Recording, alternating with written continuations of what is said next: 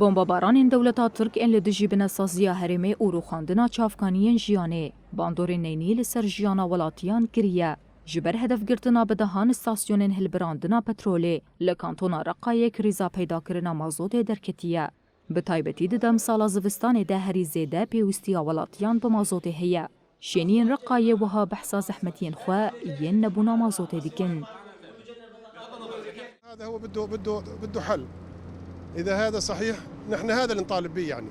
واحنا دوی پرزگریکا میا سوتمنی وره چاره سرکرین جبر نبونا مازوت روشامه خراب بویا دناوا وی سر و سقما زوستانه دا پیوستیامه به مازوت هیا دا کو امزاروکن خل برگرم بکن از باندکم کو سرجمری جارکدن بگرتن و مازوت وره بلاف کرن مازوت گلکی درنگی تی بلاف کرن نفس العملية بالضبط.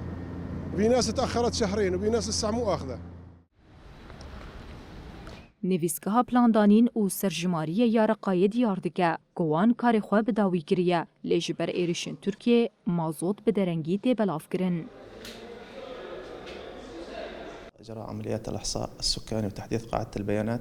موکه نویسگاها پلاندانین و سرجماری خباتین خوین ورگرتنا سرجمری بداوی کرنه. لی ام دی بینن کو درنگ مایند بلافگرنا مازوت ده چه بو. سدما درنگ ماینجی ایرشین دولتا ترکا داگر کرن. جبر ایرشین داگر کریه بنسازی هریمه و بتایبتی کولگهن پتروله و ایران بون. پشتی کو ترکیه ستاسیونن پتروله لکانتونا جزیره هدف گرتن بو سدما درنگ ماینا بلافگرنا مازوته. في مجال المحروقات من بعد قصف المنشآت النفطية المتواجدة في منطقة الجزيرة.